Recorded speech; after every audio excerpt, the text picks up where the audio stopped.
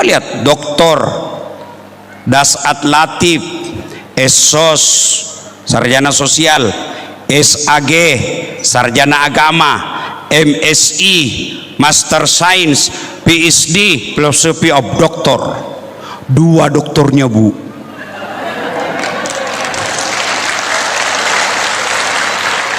Mungkin banyak orang 2 doktornya tapi sama disiplin ilmunya. Saya beda disiplin ilmu. 1 doktor komunikasi, 1 doktor hukum Islam. Mungkin ada yang beda disiplin ilmunya tapi sama-sama negaranya. Saya beda negara, 1 dalam negeri, 1 luar negeri, bersamaan pula waktunya. Tidak masuk di akal itu. Sampai saya difitnah waktu itu, Ustadz tidak kuliah. Saya tidak bantah, langsung saya kasih lihat ijazahku. Ini ijazah saya.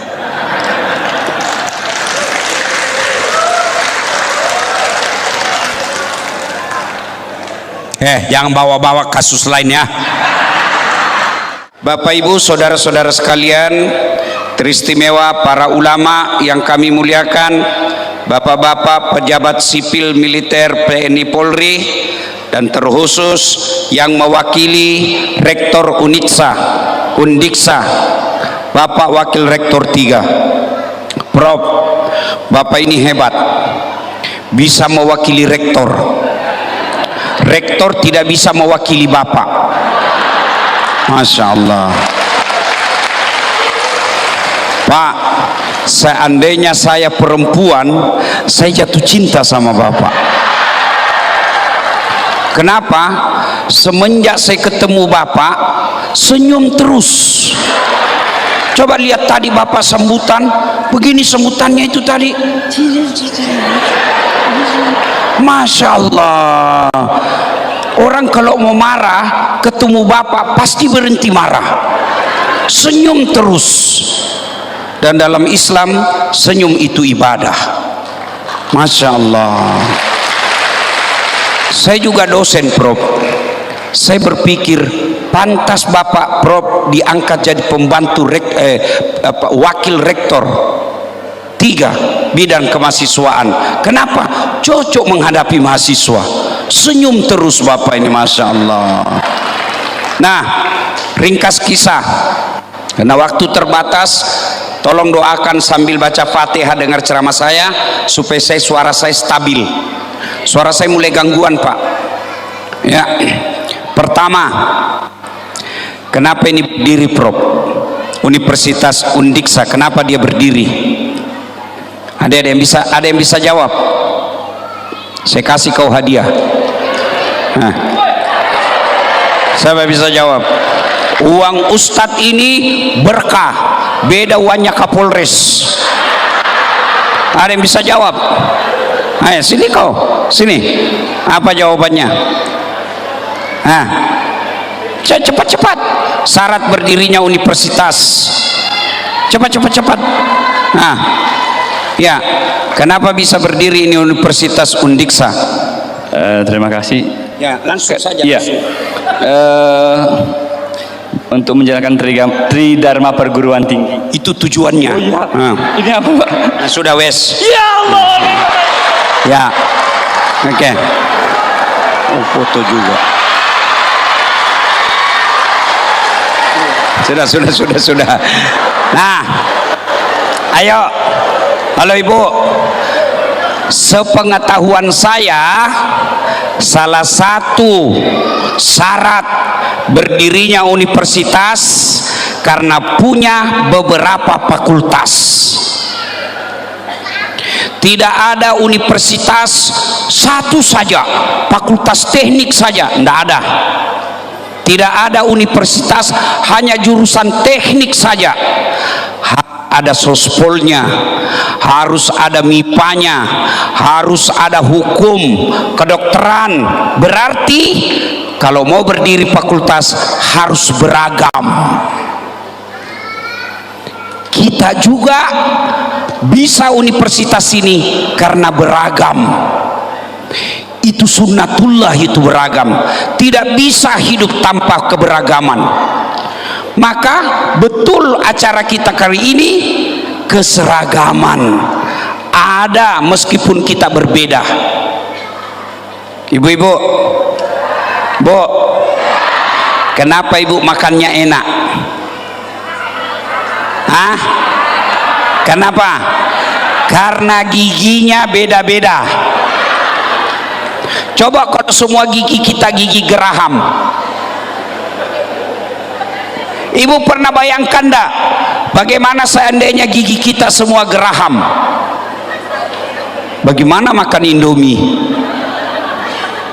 Gimana mutuskannya? Maka itulah pentingnya keberagaman. Harus.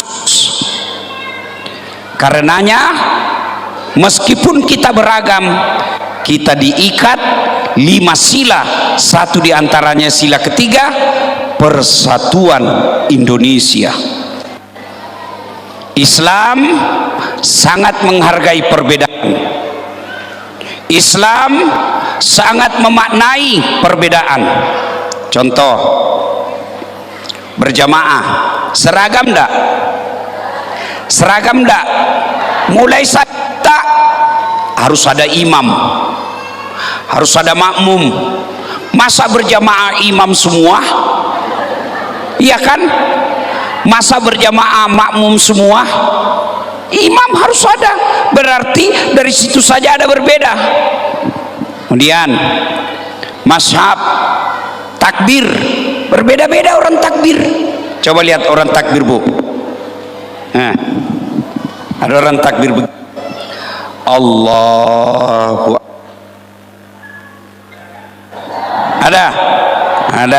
ada juga yang begini, Allahu Akbar. Ada juga yang Allahu Akbar. Ada, iya toh. Ada juga yang terlalu semangat, Allah. Sah tidak? Sah. Ayo, meletakkan tangan, Allah pertama, yang kedua Allah Akbar di bawah dada, yang ketiga Allah Akbar di atas pusat, yang keempat Allah Akbar di bawah pusat, yang kelima Allahu Akbar lurus. Ada begitu. Syiah ada, sah. Yang mana tidak sah kalau kau pakai semua? Allahu Akbar, pasti tidak sah. Iya, maka persatuan berbeda boleh, tapi kita tetap bersatu. Coba lagi lihat tangan. Kata Nabi, umatku itu seperti tangan ini, umatku itu seperti badan ini. Kata Nabi, tangan kanan gatal tanpa disuruh kiri yang garuk, tangan kiri yang gatal tanpa diperintah kanan yang garuk. Gatal dua-duanya kerjasama. Iya kan? Tidak ada orang gatal tangan kanannya dia bilang, hah, rasa kau gatal sendiri, kau garuk sendirilah kau. Iya kan? Iya. Anak muda lagi jalan-jalan malam minggu, jalan-jalan, tahan tuh kakinya, suk, kaki tahan tuh, seluruh badan ikut merasakan. Pertama jalan, tahan tuh kaki, pertama bereaksi mulut, aduh. Yang kedua mata mencari. Yang ketiga mulut meniup. Yang keempat tangan mengusap. Padahal kaki yang bermasalah. Tidak ada orang kakinya tahan tuh, kata mulutnya, kau rasa kau rasa jalan kau terus. Iya. Contoh lagi, terjadi unjuk rasa di negeri jasmania. Kenapa? Terjadi sakwa sangka, prasangka buruk. badan ini kebetulan bersangka buruk. Kata mulut, setengah mati saya suap, kenapa perut kenyang? Kata tangan, betul mulut, setengah mati kan nasi, kenapa perut kenyang padahal dia tidak kerja? Kata kaki, sampean betul, setengah mati saya jalan cari makan, kenapa perut yang kenyang? Akhirnya rapat darurat. Saudara-saudara sekalian, ada ketidakadilan.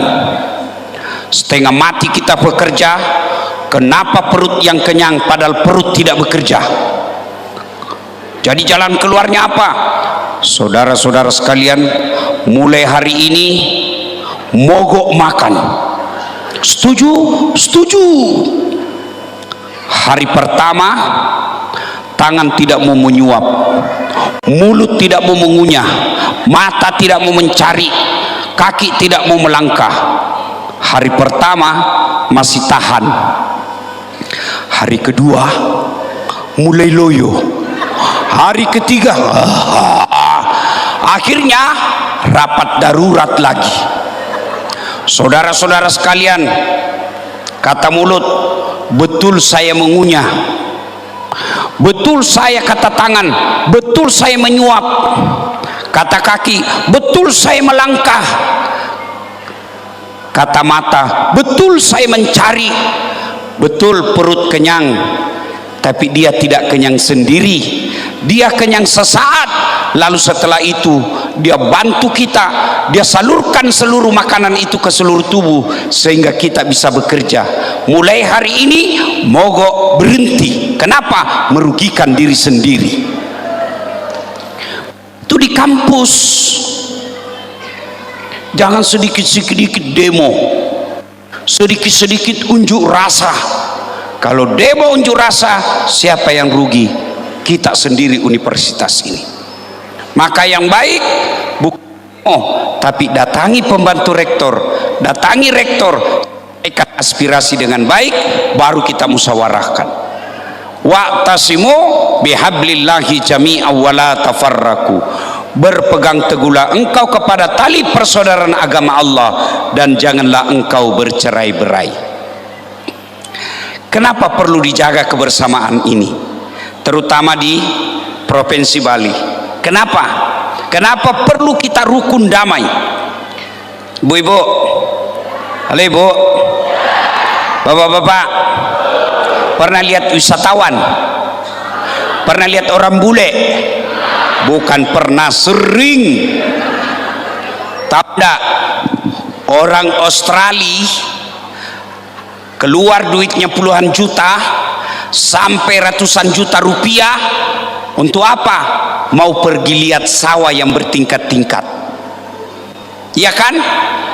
Ya, habis duitnya, meninggalkan negaranya, ngurus tiket hanya untuk datang lihat sawah di Bali. Bapak ibu tidak perlu keluar uang, bisa lihat sawah. Keluar saja rumah sudah kelihatan sawah.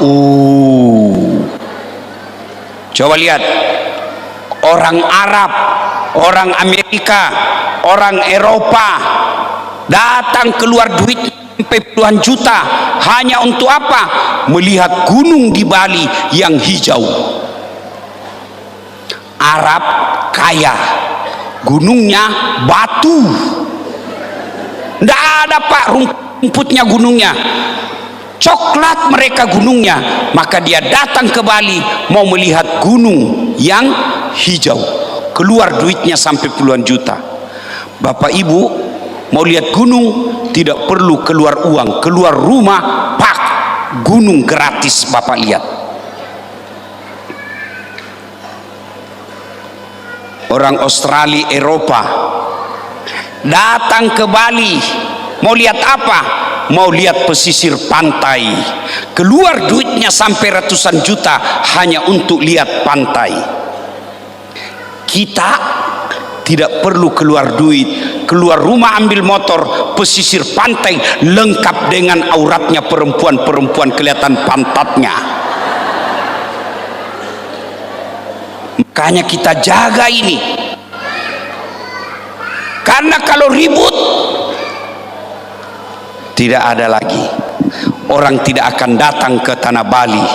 Ketika orang tidak datang ke tanah Bali, bukan cuma orang Hindu yang akan merasakan siksaan, penderitaan, orang Islam juga akan ikut rugi.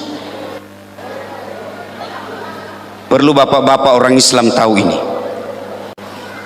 Ada enggak perantau di sini, penduduk datang dari luar?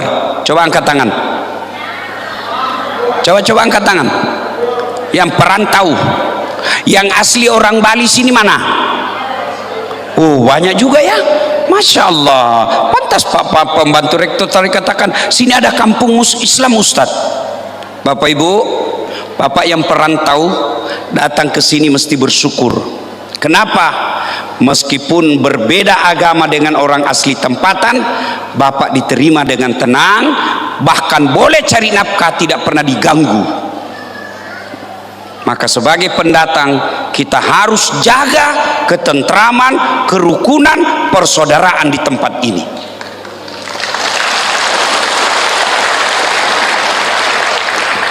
Ibu-ibu, tahu enggak dari mana itu Islam?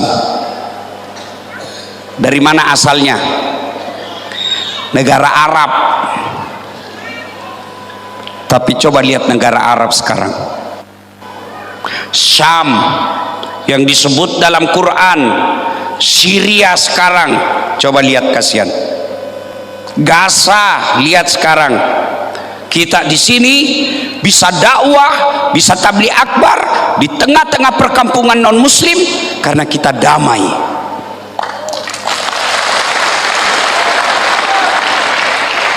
Mana bisa kita ceramah di sini kalau sudah tidak damai? Lagi assalamualaikum ada batu, salam, marilah kita menjatkan puji, mana bisa. Makanya semua kita wajib menjaga kerukunan ini. Boleh berbeda agama, jangan hina agamanya orang. Jelas dalam Quran dijelaskan, jangan kau hina Tuhan. Itu namanya kebersamaan. Kalau ada pendakwah yang suka memaki-maki, mesti belajar kembali sejarah hidupnya Nabi. Nabi tidak pernah memaki agamanya orang. Nabi tidak pernah menyerang agamanya orang. Nabi nanti perang ketika agamanya diserang. Sama pribadinya Nabi diserang, Nabi senyum saja. Makanya dek, tunjukkan kita sebagai muslim di universitas ini, muslim yang rahmatan lil alamin, rahmat bagi seluruh alam.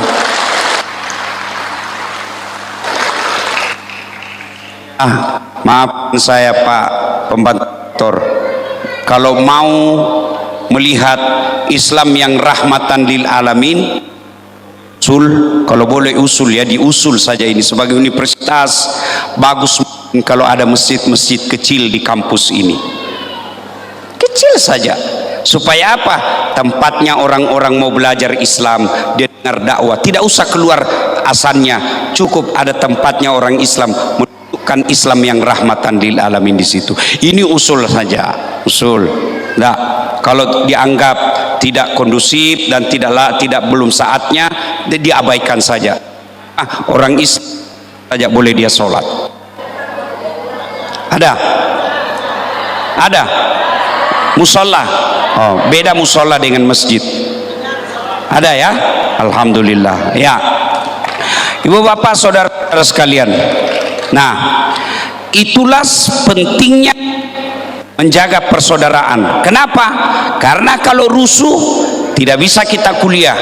Kalau ribut tidak bisa kita ibadah. Kalau ribut tidak bisa kita cari nafkah. Satu. Yang kedua, berkaitan dengan agama. Nabi pernah tanya, atadruna manil muflis? Tahu ndak kamu siapa yang bangkrut nanti di akhirat? Ibu-ibu tahu ndak bangkrut? Ibu tahu bangkrut? Nabi tanya, cek. Tahu ndak kamu siapa yang bangkrut di akhirat? Sahabat berkata, yang tidak sholat ya Rasul, dia sholat. Yang tidak puasa ya Rasul, dia puasa. Yang tidak bayar zakat ya Rasul, dia bayar zakat. Yang tidak haji mungkin ya Rasul, dia haji. Kalau begitu, siapa yang bangkrut ya Rasul? Jarusu wa khati'ur rahim, tetangga yang jahat sama tetangganya dan yang memutuskan tali persaudaraan. Sahabat bertanya, ya Rasul, kenapa dia bisa bangkrut? Dia kan sholat, dia puasa, dia haji, kok bisa bangkrut? Kata Nabi, betul, hablum minallahnya baik, tapi hablum minan nasnya hancur, rusak. Tetangganya dia ganggu, di kampus dia suka merusak-rusak, dia suka mengganggu tetangganya, dia ambil haknya tetangganya, maka dia bangkrut nanti di akhirat. Ketika di store sholatnya, ya Allah ini sholatku, datang tetangganya, tunggu dulu, saya pernah bertetangga itu dulu, dia serobot pagar saya, dia ambil tanahku 30 cm, gara-gara pagarku dia ambil 30 cm, saya tidak punya got, setiap hujan pasti kebanjiran rumah saya, 30 tahun saya selalu kebanjiran, saya minta keadilan. Allah berfirman, ya sudah, ambil sholatnya, habis sudah sholatnya bu, dia setor puasanya, ya Allah ini puasaku, datang lagi tetangganya, tunggu dulu, saya pernah sama-sama caleg, dia fitnah saya, katanya anakku yang keriting rambutnya bukan anaknya suamiku, karena suamiku lurus rambutnya. Gara-gara fitnahnya saya kalah, padahal sudah jual rumah. Allah berfirman, ya sudah, ambil puasanya. Dia setor lagi hajinya, ya Allah ini hajiku, tunggu dulu, saya pernah sama-sama ngajar tuh di Undiksa, ditunda kepangkatan saya, ditunda guru besar saya, gara-gara dia sentimen, dia fitnah saya, gara-gara fitnahnya saya pensiun tanpa gelar guru besar, saya minta keadilan. Allah berfirman, ya sudah, ambil hajinya, habis amalnya bu, habis semua amalnya, masih ada yang datang, saya juga pernah disakiti. Lalu dia berkata, ini orang, ya Allah bagaimana lagi, sudah habis amalku. Kata Allah, tidak ada kebatilan yang tidak ada balasannya hari ini, karena sudah habis amalmu, ambil dosanya orang yang pernah kau sakiti. Itulah pentingnya orang Islam menjalin persaudaraan. Itulah sebabnya kita orang Islam selesai Idul Fitri, habis dosa-dosa kepada Allah, maka ulama kita khususnya di Indonesia menganjurkan halal bihalal. Apa itu halal bihalal? Menyambungkan tali persaudaraan yang pernah putus. Oh, pesan pertama. Yang kedua, ini buat adik-adik nih.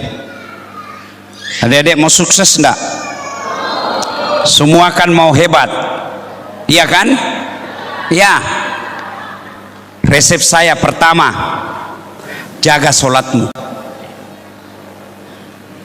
Saya kasih kau contoh. Saya akrab dengan pembantu rektor, Prof. Saya datang ke sini, saya telepon beliau, Prof, saya ini ada di Buleleng, ya. Saya mau jalan-jalan cari sekampus saya orang Bugis, tapi tidak ada mobil saya, Prof. Kata Prof, tunggu dulu ya, saya telepon staf saya. Beliau telepon stafnya, Dek, ada Ustadz Dasat itu di bandara, tolong kau jemput dia ya. Pasti saya kasih sediakan mobil, jangan lupa sediakan oleh-oleh. Siap. 1 jam kemudian datang stafnya, Prof. Ustadz, jadi ada kiriman kendaraan dari Prof, silakan pakai selama Ustadz di Bali, dan ini juga oleh-olehnya.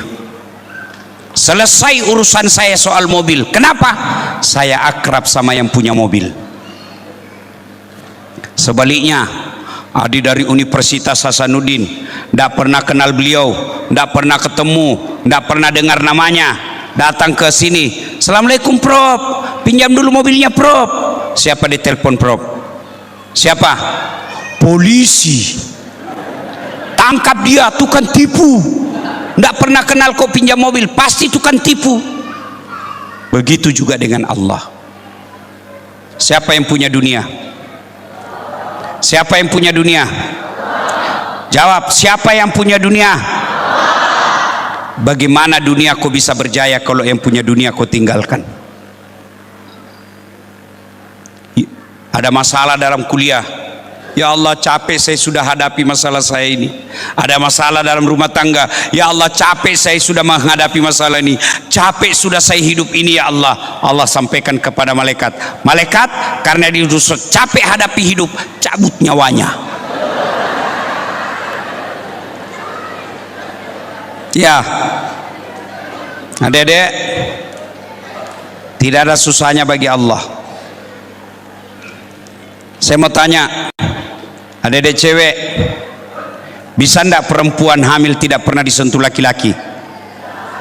Menurut ilmu kedokteran ndak mungkin. Tapi kalau Allah mau, bisa. Siapa? Siti Maryam, wanita suci, ndak pernah disentuh laki-laki, melahirkan Isa alaihissalam. Cuma sekarang banyak cewek mau saingan dengan Siti Maryam. Hamil ndak ada suaminya, beleng-beleng. Pak, ada ndak yang pernah tidur ndak pernah bangun-bangun 2 hari? Tidur terus ndak pernah bangun-bangun 2 hari. Ada ndak? Kecuali bapak namanya koma, sakit, ndak mungkin. 24 jam saja pening kepala. Tapi kalau Allah berkehendak, 309 tahun tidur tidak pernah bangun. 309 tahun. Siapa? Ashabul Kahfi. Baca dalam Quran. Ini adik-adik nih yang di sini, bisa hidup enggak kalau masuk perut ikan? Bisa hidup? Enggak kalau saya ikan masuk dalam perutku. Tapi kalau Allah yang berkehendak, Nabi Yunus 40 hari dalam perut ikan, hidup, ada dalam Quran. Enggak percaya, berhenti kau jadi Islam, itu ada dalam Quran.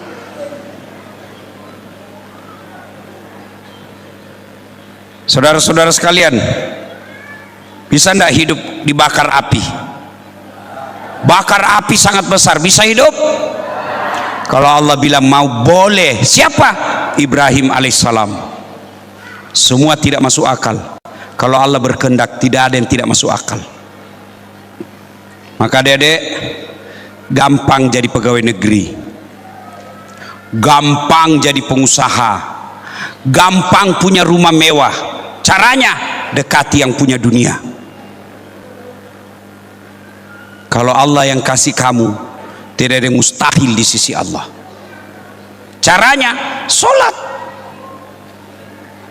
Adik-adik nih yang mahasiswa yang cakep-cakep, kamu berdoa, ya Allah bukakan pintu rezekiku, ya Allah mudahkan saya kuliah, ya Allah mudahkan saya sarjana, ya Allah lapangkan lapangan kerja saya.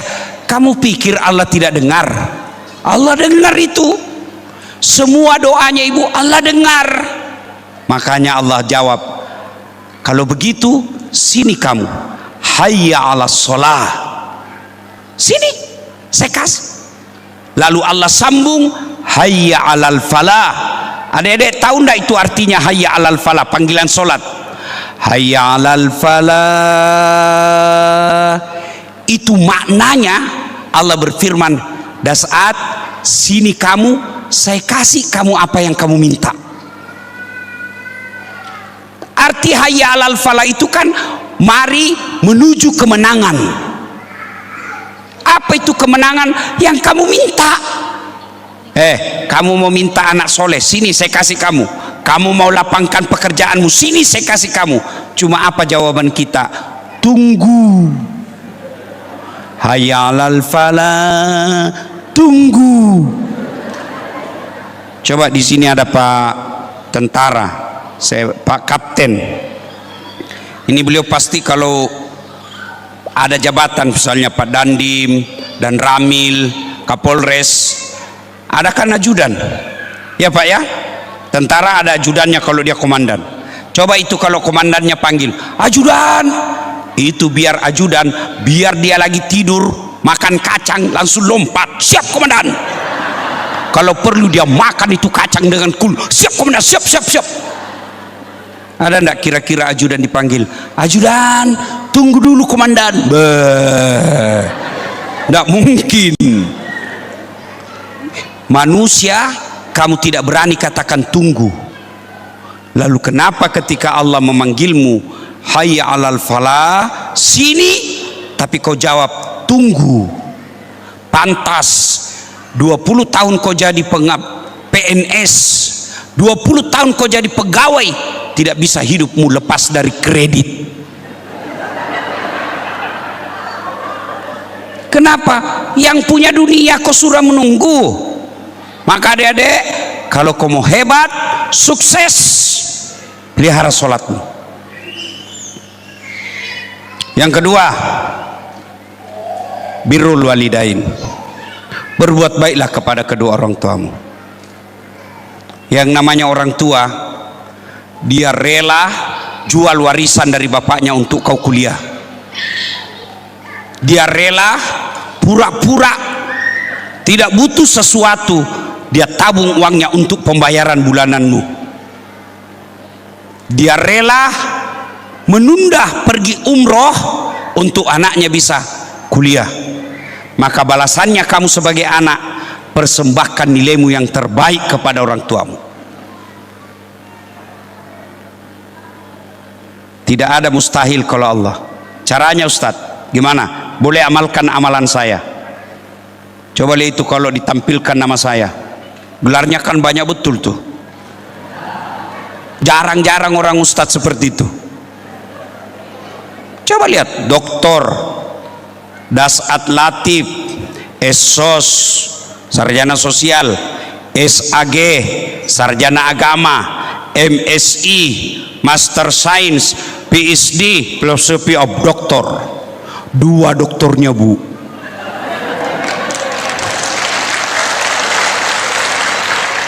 Mungkin banyak orang 2 doktornya tapi sama disiplin ilmunya. Saya beda disiplin ilmu.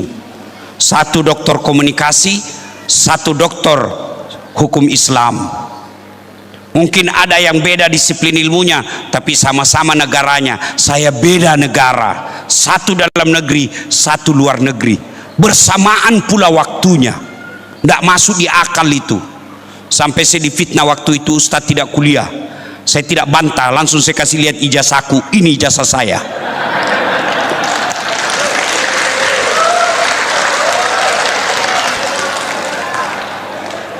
Jangan bawa-bawa kasus lain ya.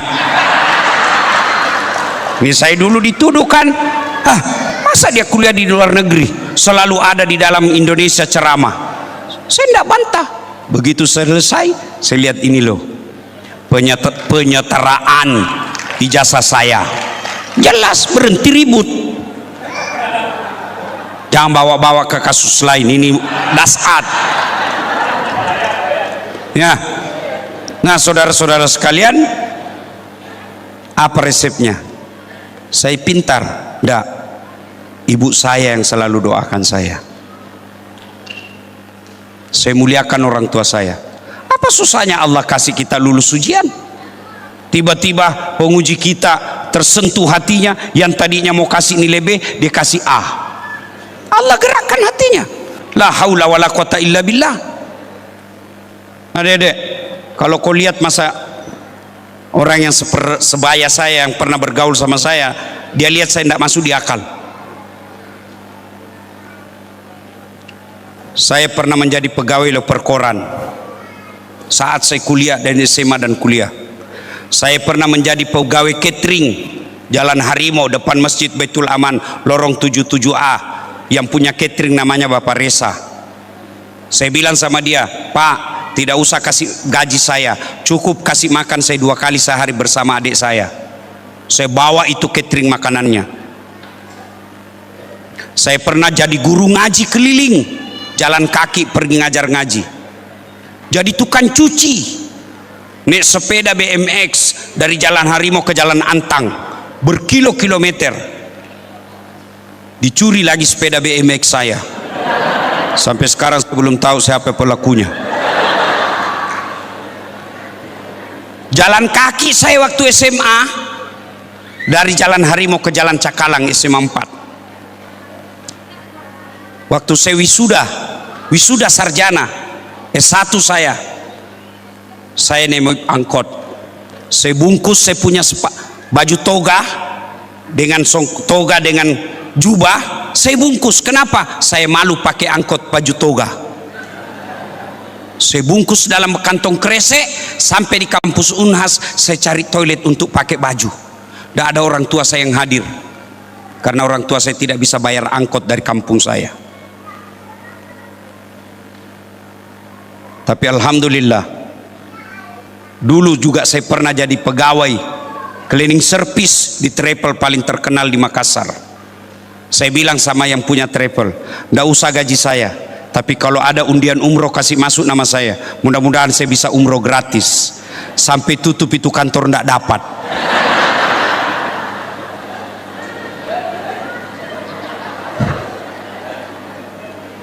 Dengan izin Allah, adik-adik ini motivasi ya, jangan, nggak usah di share, motivasi aja, bukan bermaksud sombong, supaya kalian itu memuliakan orang tuamu. Dengan izin Allah, kalau dulu saya pegawai jalan kaki, sekarang saya sudah punya kendaraan beberapa unit.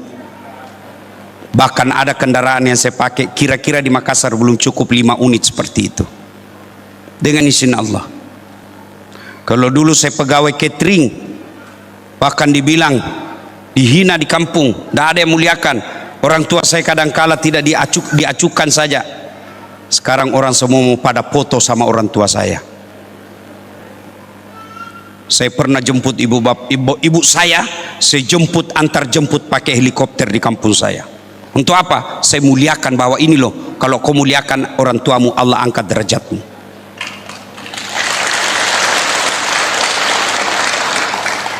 Dulu saya cleaning service di travel, tidak dapat. Alhamdulillah sekarang saya punya travel sendiri. Bahkan bisa menghajikan, mengumrohkan orang. Dengan izin Allah. Dulu saya setengah mati cari beasiswa, sekarang saya yang kasih orang beasiswa. Dengan izin Allah. Tidak ada yang mustahil bagi Allah. Yang penting hablum minallah, perbaiki solat, hablum minas orang tuamu kau memuliakan. Cuma sekarang anak-anak lebih hormat sama pacarnya daripada orang tuanya. Betul-betul kau semua pelakunya. Baru 2 bulan pacaran sudah panggil papi mami. Hati-hati sayang. Dikirim jauh-jauh kuliah, yang dibawa cucu. Mana hidupmu baik?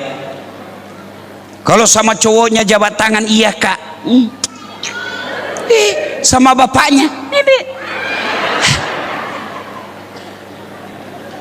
percaya deh, kalau kau durhaka dan kau sakiti hati orang tuamu, bisa jadi kau sarjana, tapi kelak kau akan jadi sarjana pengangguran. Kenapa? Allah cabut keberkahan ilmu yang ada dalam dirimu. Tapi orang tua saya tidak sholat, bukan urusanmu. Orang tua saya tukang judi, bukan urusanmu. Orang tua saya kawin lagi, bukan urusanmu. Urusanmu muliakan orang tuamu, Allah yang muliakan hidupmu. Ridha Allah fi ridal walidain. Ridanya Allah tergantung ridanya orang tua. Termasuk orang tua, muliakan dosenmu. Itu orang tua itu. Sekarang anak-anak dia gosip dosennya di grup. Kau ketawa karena kau semua pelakunya.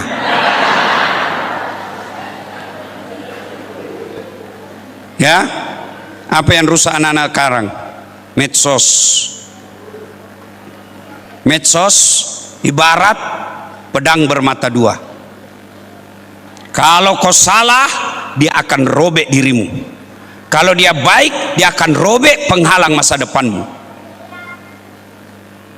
Cuma anak-anak sekarang bikin konten tidak mendidik, tidak ada gunanya. Hai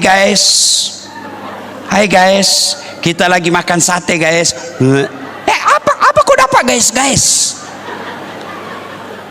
Saya juga heran itu perempuan, kalau foto harus miring kepalanya, kasih keluar lidahnya.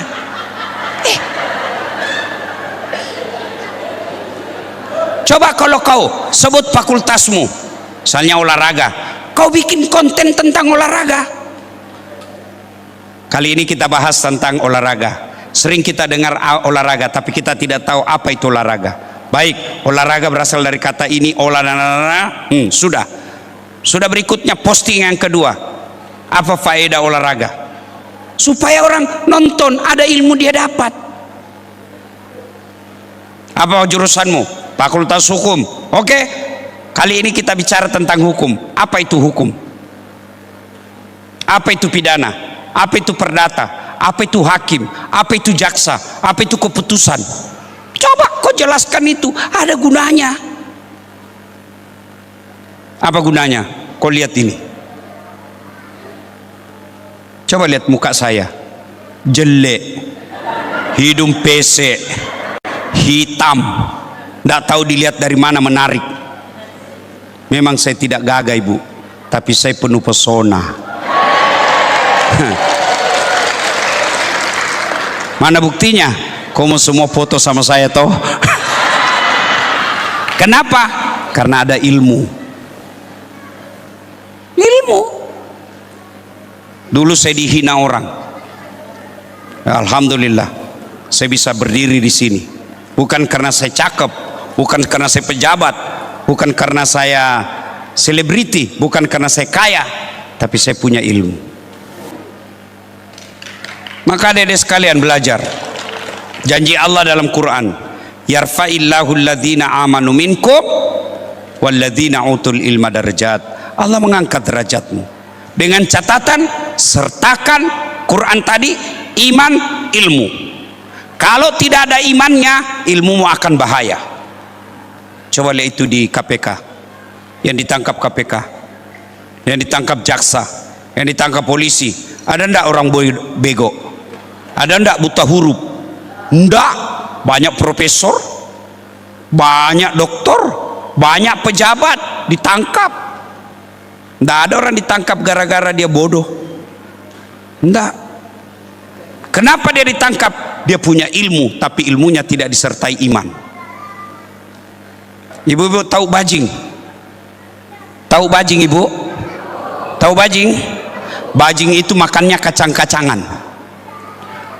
Tapi bajingan, aspal, beton, tegel, dia makan semua. Itu apanya yang rusak? Bukan ilmunya, imannya. Maka adik-adik sekalian, tepat sekali kalian menuntut ilmu, karena itu jalan tangga menurut Quran. Allah angkat derajatmu. Dengan catatan sertakan iman.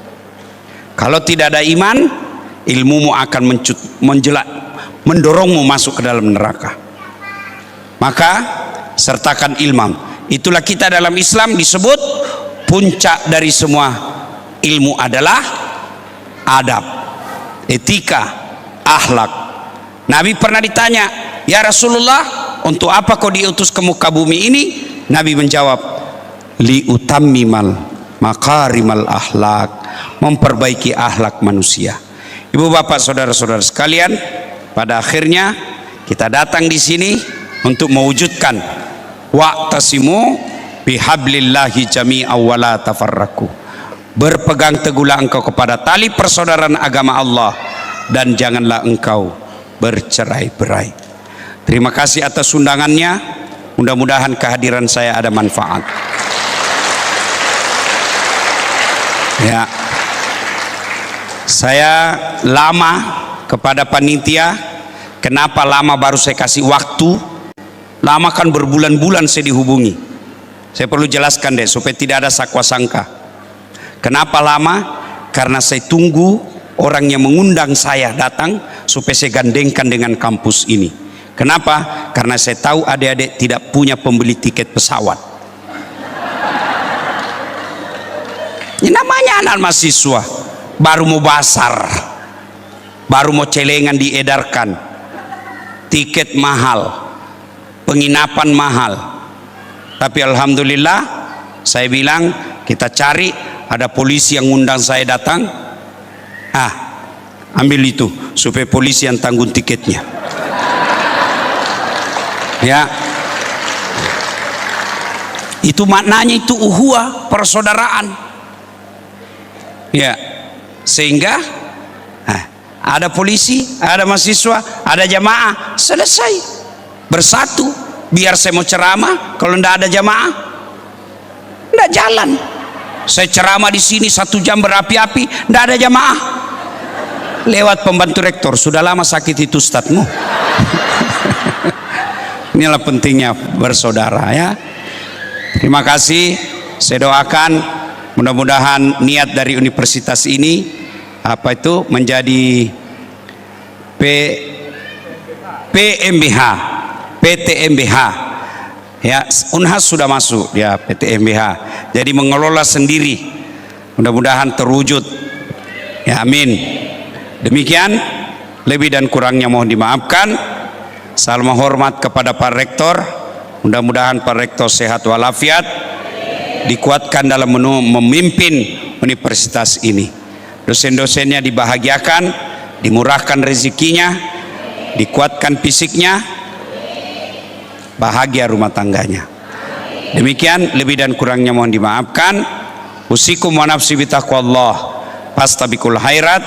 Assalamualaikum warahmatullahi wabarakatuh.